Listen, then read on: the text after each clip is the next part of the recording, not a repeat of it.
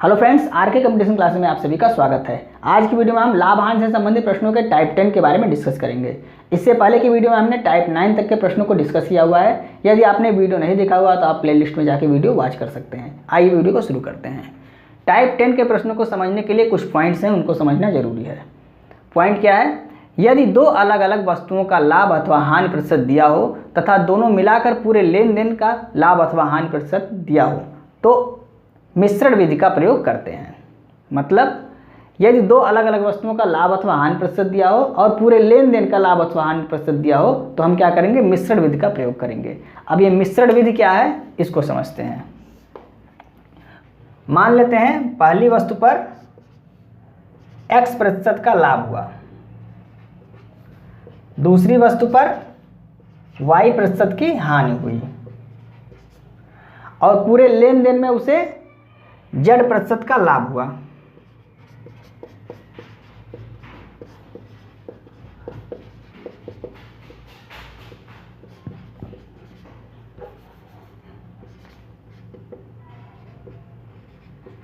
पूरे लेन देन में z% का लाभ हुआ तो हम क्या करते हैं? मिश्रण विधि क्या होती है? पहला वस्तु और दूसरा वस्तु इस तरह से लिख लेते हैं।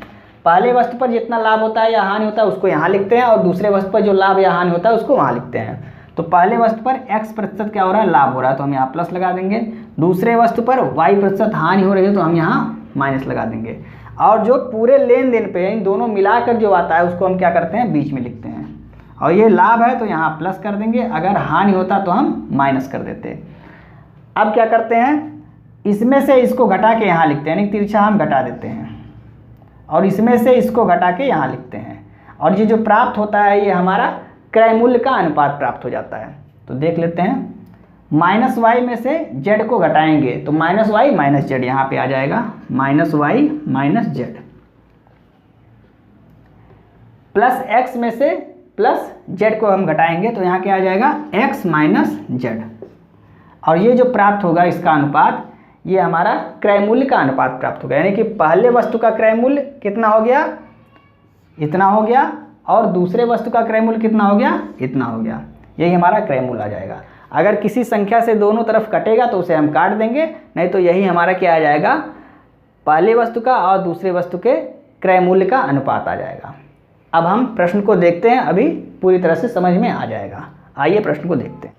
पहला प्रश्न क्या है? 2 लाख रुपए में एक मकान और एक दुकान को खरीदा गया। मकान को 20% लाभ पर तथा दुकान को 10% हानि पर बेचा गया तो पूरे लेन देन में 2% का लाभ प्राप्त हुआ। मकान का क्रय मूल्य ज्ञात कीजिए। ज्ञात क्या करना है? क्रय मूल्य ज्ञात करना है। प्रश्न में क्या दिया हुआ है? 2 अलग अलग वस्तुओं का लाभ अथवा हानि प्रतिशत दिया हुआ है तथा पूरे लेन देन का लाभ अथवा हानि प्रतिशत दिया हुआ है। तो हम क्या करेंगे? मिश्रण विधि का प्रयोग करेंगे। तो सबसे पहले हम मकान और दुकान का क्रय मूल्य का अनुपात प्राप्त करते हैं।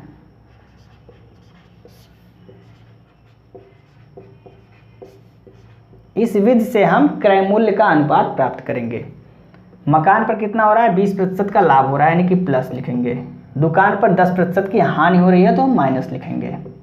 पूरे लेन देन पे हमको 2% का लाभ हो रहा है, लाभ मतलब प्लस हो रहा है, प्लस 2%। अब क्या करते हैं? इसको घटा के यहाँ लिखते हैं और इसको घटा के यहाँ लिखते हैं। तो 10 में से -10 है, -10 से 2 को घटाया जाएगा तो कितना आ जाएगा? यहाँ पे 12 आ जाएगा। कैसे आ जाएगा? -10 और -2 को घटाया जाएगा तो आ जाएगा आपका -12। लेकिन हम माइनस नहीं लिखेंगे क्योंकि माइनस केवल हानि को दर्शा रहा है। यहाँ पे क्या होगा? 20 में से 2 को घटाया जाएगा, कितना आ जाएगा? 18 आ जाएगा। अब 6 से 1 कट रहा है, 6 दूनी 12, 6 त्रिक 18। यानी मकान और दुकान के क्रय मूल्य का अनुपात कितना प्राप्त हो गया? 2:3। ये क्या हो गया? क्रय मूल्य का अनुपात।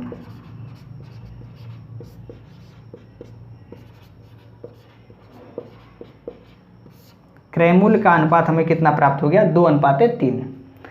प्रश्न में दिया हुआ है 2 लाख रुपए में मकान और दुकान को खरीदा गया, अर्थात क्रय किया गया। तो प्रश्न का क्रय मूल्य कितना है? 2 लाख रुपए दोनों का। यहाँ दोनों का क्रय मूल्य कितना है? मकान का 2 है और दुकान का 3 है, तो दोनों को मिला लेंगे तो 5 हो जाएगा। तो जो प्रश्न में दिया हुआ उसकी तुलना करेंगे। 2 लाख की तुलना हम 5 से करेंगे, क्योंकि हमारा दोनों का क्रय मूल्य यहाँ पे 5 आ रहा है। ज्ञात क्या करना है, मकान का क्रय मूल्य। तो मकान का क्रय मूल्य कितना है, यहाँ पे मकान का 2 है, ये ज्ञात करना है। काट देंगे, इससे गुणा हो जाएगा, कितना आ जाएगा 80,000। ये क्या आ गया 80,000 रुपये मकान का क्रय मूल्य आ गया। यही हमारा आंसर हो गया। नेक्स्ट प्रश्न देखते हैं। दूसरा प्रश्न क्या है, एक व्यापारी ने 25% के लाभ पर एक मेज को 450 रुपये में बेचा तथा दूसरी मेज को उसने 10% हानि पर बेचा। इस तरह उसे पूरे लेन देन में ना तो लाभ हुआ ना तो हानि हुआ। तो दूसरे मेज का क्रय मूल्य क्या था। पहले मेज को 25% लाभ पर बेचा, दूसरे मेज को 10% हानि पर बेचा। पूरे लेन देन में ना तो लाभ हुआ ना तो हानि हुआ। तो दो वस्तुओं का अलग अलग लाभ या हानि प्रतिशत दिया हुआ है और पूरे लेन देन पर लाभ या हानि प्रतिशत दिया हुआ, तो हम मिश्रण विधि का प्रयोग करेंगे और दोनों वस्तुओं का क्रय मूल्य ज्ञात करेंगे। तो कितना हुआ है पहले मेज का और दूसरे मेज। पहले मेज पर कितना 25% लाभ हो रहा है प्लस 25, दूसरे मेज पर 10% हानि हो रहा है। पूरे लेन देन पे ना तो हानि ना तो लाभ, यानी कि 0। इससे इसको घटाएंगे तो 10 का 10 ही आ जाएगा, इससे इसको घटाएंगे तो यहाँ 25 का 25 ही आ जाएगा। काट देंगे, 5 दूनी 10, 5 पचे 25, यानी कि 2:5। ये क्या आ गया पहले मेज का और दूसरे मेज का क्रय मूल्य का अनुपात आ गया। यहाँ पे लिख लीजिएगा आप, क्रय मूल्य का अनुपात ये आता है।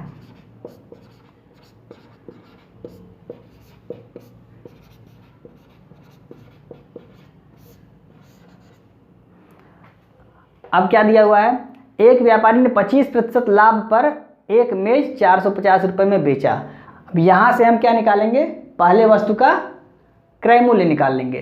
तो 25% लाभ पर बेचा कितने में, 450 में, यानी कि 450 की तुलना हम किससे करेंगे, 125 से करेंगे। टाइप फर्स्ट या सेकंड की तरह ये प्रश्न यहाँ पे बन जाएगा। जैसे देखिए,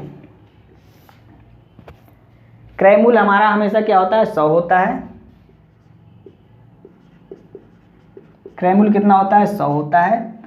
लाभ या हानि, लाभ को हम क्रय मूल्य में जोड़ देते हैं तो हमारा क्या आता है, विक्रय मूल्य आ जाता है। तो विक्रय मूल्य कितना हो गया, चूंकि लाभ हो रहा है तो 125 हो गया। अब यहाँ पे कह रहा है 450 रुपये में बेचा, यानी विक्रय किया। तो 450 की तुलना हम किससे करेंगे, 450 की तुलना हम करेंगे 125 से। और क्रय मूल्य निकालना है इसका, तो गुणा किससे करेंगे, 100 से करेंगे। काट देंगे,